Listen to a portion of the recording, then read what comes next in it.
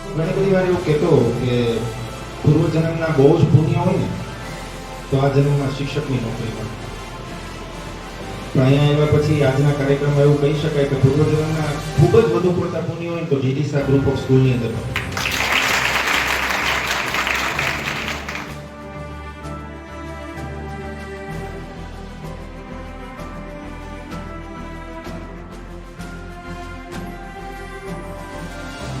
આજનો આ કાર્યક્રમ ઊભો કરવામાં આવ્યો, બહુ આનંદ થયો. જે લોકો સારું કામ કરે એને બિરદાવવું એ અનિવાર્ય છે. નાના બાળકોથી માંડીને મોટેરા સુધી એ એક માણસની સાયકોલોજી છે કે મારી કદર કરવામાં આવે.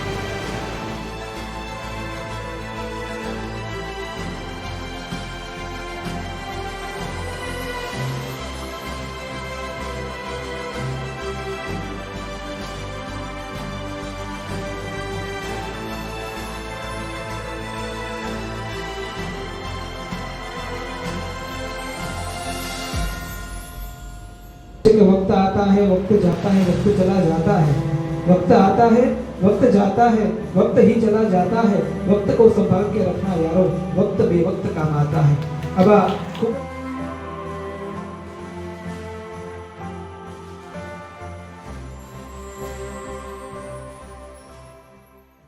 નમસ્કાર, મારું નામ શેખ અફસેન છે અને હું આજ શ્રી જીડીસા હાઈસ્કૂલમાં ભણું છું, જેને મને ખૂબ જ ગર્વ છે.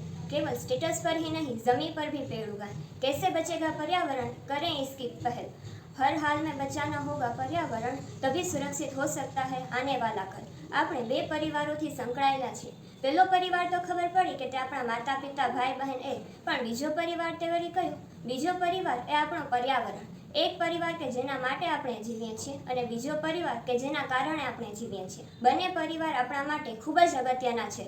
પર્યાવરણના દરેક તત્વને કારણે જ આપણે આજે જીવીએ છીએ. આપણો શરીર પંચ મહાભૂતોનો બનેલો છે અને આ પંચ મહાભૂતો પણ કોના અંશ છે? તે પણ પર્યાવરણના જ અંશ છે ને. એટલે આપણે આ બધા સૃષ્ટિ પરનો કોઈ પણ વ્યક્તિ, કોઈ પણ પ્રાણી, કોઈ પણ જીવ, આ બધા પર્યાવરણનો અંશ છે અને આપણે આ પર્યાવરણને બચાવીશું તો આપણે આપણી જાતને જ બચાવીશું. આજે આપણે 50,000નું એસી લગાવીશું પણ 50 રૂપિયાનું વૃક્ષ નહીં વાવીએ અને પછી કહીશું કે ગરમી બહુ વધી ગઈ છે ને. હોસ્પિટલમાં થોડા ક્ષણ માટે ઓક્સિજન આપનાર ડૉક્ટરને આપણે ભગવાન કહીશું, પણ આખી જિંદગી મફતમાં ઓક્સિજન આપનાર વૃક્ષોની તો આપણે કદર જ નથી કરતા.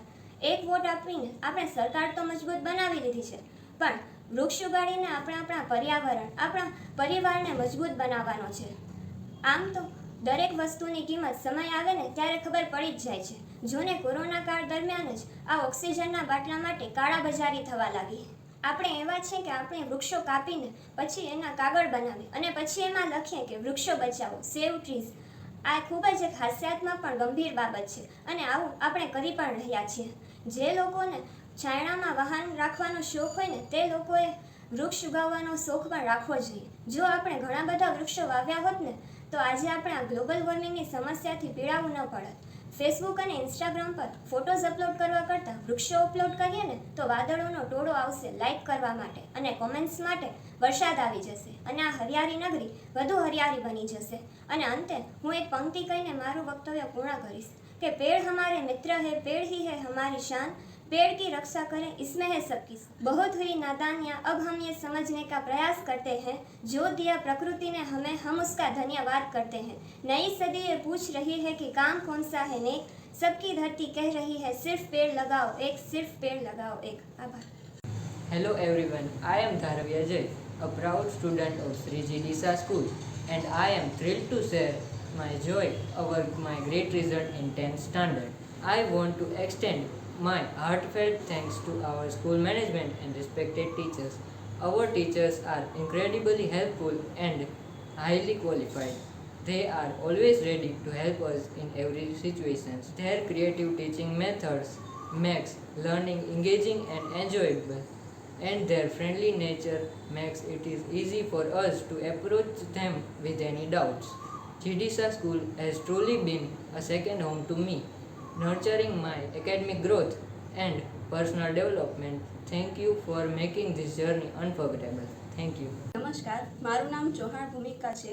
મને શ્રીયુત જીડીસા હાઈસ્કૂલમાં અભ્યાસ કર્યા હોવાનો ગર્વ છે. આજે હું આપને આપણા જીવનમાં શિક્ષણનું મહત્ત્વ શું છે તે સમજાવીશ. શિક્ષણ એ આપણા જીવનનો મૂળભૂત અને મહત્ત્વનો પાયો છે. આ પાયો જેટલો મજબૂત હોય તેટલી જ ઇમારત મજબૂત છે. સૂર્ય જેમ પોતાના પ્રકાશથી અંધકારમાં અજવાળું લાવે છે, તેમ શિક્ષણ એ માનવીના જીવનમાં અજવાળું લાવે છે.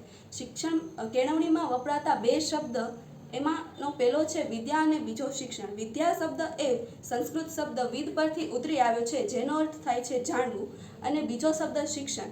શિક્ષણ શબ્દનો અર્થ થાય અનુશાસનમાં રહેવું, શિસ્ત જાળવવી. બીજા શબ્દમાં આપણે કહી શકીએ કે શિક્ષણ એટલે મનને શિસ્તબદ્ધ બનાવવું. તે શિક્ષણ માટે અંગ્રેજીમાં એજ્યુકેશન શબ્દ વપરાય છે. એજ્યુકેશન શબ્દ એ મૂળ શબ્દ લેટિન ભાષાના એજ્યુકેર પરથી ઉતરી આવ્યો છે, જેનો અર્થ થાય છે to educate, to bring up, to rise.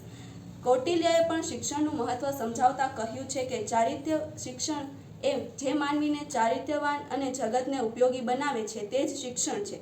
શિક્ષણ વગરનું માનવી પશુ સમાન છે. શિક્ષણ એ વ્યક્તિને ચારિત્ર્યવાન અને વિદ્વાન બનાવે છે. એક શિક્ષિત વ્યક્તિ એ શિક્ષિત સમાજ અને સમજુ સમાજનું નિર્માણ કરે છે. શિક્ષણ દ્વારા વ્યક્તિ પોતાનું અને પોતાના કુટુંબનું ભરણ પોષણ સારી રીતે કરી શકે છે. તેથી જ કહેવાયું છે કે education is the key to unlock the golden door of freedom. Albert આઇન્સ્ટાઈને શિક્ષણનું મહત્ત્વ સમજાવતા કહ્યું છે કે education is not for learning of fact but education is training of mind of think. આનું ઉત્તમ ઉદાહરણ છે બાબા સાહેબ આંબેડકર. બાબા સાહેબ આંબેડકરનો જન્મ એક દલિત કુટુંબમાં થયો હતો. સમાજના અનેક ભેદભાવો સહન કર્યા હોવા છતાં તેમણે પોતાના શિક્ષકના સહયોગની મદદથી તેઓ ભણ્યા અને સયાજીરાવ ગાયકવાડ યુનિવર્સિટીમાંથી શિષ્યવૃત્તિ મેળવી તેઓએ પોતાનો આગળનો અભ્યાસ વિલાયત જઈને પૂર્ણ કર્યો. આ તે જ બાળક છે જેણે સમાજના અનેક ભેદભાવો સહન કર્યા હતા, છતાં પણ તેમણે સમાજના ભેદભાવોને રૂઢિચુસ્તતા વચ્ચે ભણી તેઓએ સમાજમાંથી અનેક જાતના કુરિવાજો નાબૂદ કર્યા. આજે બાબા સાહેબ આંબેડકર ભારતના બંધારણના ઘડવૈયા તરીકે ઓળખાય છે. તેમનું નામ ઇતિહાસમાં અમર થઈ ગયું છે. આમ જો આ બાળકને શિક્ષણ ન મળ્યું હોત તો તે આ રાષ્ટ્રનો વિકાસ કરી શક્યા ન હોત. એક શિક્ષિત વ્યક્તિ રાષ્ટ્રના વિકાસમાં પોતાના મહત્વનો ફાળો આપે. રાષ્ટ્રમાં જો શિક્ષિત વ્યક્તિ હોય તો તે રાષ્ટ્રના સાધનોનો ઉપયોગ રાષ્ટ્રના વિકાસ માટે સારી રીતે કરી શકે છે. જો શિક્ષિત વ્યક્તિ ન હોય તો રાષ્ટ્રનો વિકાસ થઈ શકતો નથી, કારણ કે રાષ્ટ્રના વિકાસ માટે સાધનોનો ઉપયોગ કરવાની આવડત તેમનામાં હોતી નથી. રાષ્ટ્રના વિકાસ માટે શિક્ષણ એ ખૂબ મહત્વનો અને આધારભૂત પાયો છે. તેથી જ કહેવાયું છે કે પડેગા ઇન્ડિયા તભી તો બળેગા ઇન્ડિયા. આભાર. Hello everyone, I am Kesaria Kinjal, a proud student of Jidisha School. Today I stand before you with immense gratitude for my achievements in Standard 10th. I owe my success to the incredible support and guidance provided by our school management and dedicated teachers. The state-of-the-art science lab in Jidisha School has been cornerstone in my learning journey. It allows me to explore and understand scientific concepts through hands-on experiments, making learning both fun and impactful. Our school's focus on experiential learning has truly transformed. Engaging in real-world applications of what we study in class has deepened my understanding and fostered a genuine love for science. Participating in the annual science fair was another highlight. It provided a platform to showcase our projects, collaborate with peers, and receive constructive feedback from experts, further igniting my passion for the subject. Lastly, I am deeply grateful for the career guidance offered by Jidisha School. The counselors and teachers helped me navigate my interest and strength, inspiring me to pursue science with confidence and clarity. Thank you, Jidisha School, for equipping me with the knowledge, skills, and inspiration to excel. I am excited for the future and ready to embrace the next step in my academic journey. Thank you. સૌને નમસ્કાર. હું તન્વીર ફાતેમા છેલ્લા 4 વર્ષથી સ્વશ્રી એચ.જી. Shah memorial trust સંચાલિત શ્રીયુત જીડીશા higher secondary સ્કૂલમાં અભ્યાસ કરું છું. ગત વર્ષે બોર્ડની પરીક્ષા ધોરણ 12માં સારા માર્ક્સે ઉત્તીર્ણ થઈ છું, જેનો સંપૂર્ણ શ્રેય શાળા, શિક્ષકો તથા મારા માતા પિતાને જાય છે. મને ખૂબ ગર્વ છે કે હું આ શાળાની વિદ્યાર્થીની છું કે જેની ખાસિયત છે શ્રેષ્ઠ પરિણામ, શિસ્ત પાલન, નિયમિતતા વગેરે, જેને કારણે મારા જીવનમાં સકારાત્મક ઉર્જા વધી છે. અમે આ શાળામાં મિત્રો બનાવ્યા, ગ્રુપ સ્ટડીઝ કરી, ખૂબ મજા કરી, કેટલીક વાર સજા પણ ભોગવી, પણ એ અમારા સારા માટે જ હતી. આ શાળા દ્વારા અમને બધી સુવિધાઓ પૂરી પાડવામાં આવી હતી. એમાંની એક સુવિધા એવી છે કે જે દરેક વિદ્યાર્થી માટે અત્યંત જરૂરી છે, એ છે લાઇબ્રેરીની સુવિધા. અને સદભાગ્યવશ આ શાળા દ્વારા લાઇબ્રેરીની સુવિધા પણ પૂરી પાડવામાં આવે છે. લાઇબ્રેરીમાં મોટી સંખ્યામાં વિવિધ વિષયોના પુસ્તકો પણ મળી રહે છે. વિદ્યાર્થી લાઇબ્રેરીમાં બેસીને પુસ્તક વાંચી શકે છે તથા અમુક સમય માટે ઘરે પણ લઈ જઈ શકે છે. લાઇબ્રેરીમાં પુસ્તકની મદદથી સાહિત્ય, કળા, જ્ઞાન અને ઐતિહાસિક વિરાસતનું સંરક્ષણ થઈ શકે છે. ટેકનોલોજીમાં પ્રગતિ હોવા છતાં દરેક વ્યક્તિના જીવનમાં લાઇબ્રેરીનું ખૂબ જ મહત્વ હોય છે. લાઇબ્રેરી આપણને વાંચવાની ટેવ કેળવવામાં મદદ કરે છે અને આપણા જ્ઞાનની જિજ્ઞાસાને સંતોષે છે.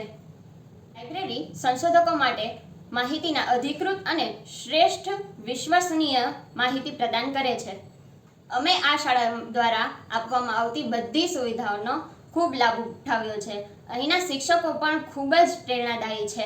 તેઓ દરેક વખતે બાળકોને કંઈક ને કંઈક નવું શીખવવા ઈચ્છતા હોય છે. તેઓ પુસ્તકની સાથે સાથે જીવનનું પણ જ્ઞાન આપે છે. તેઓ ખરી રીતે જીવન જીવતા શીખવાડે છે.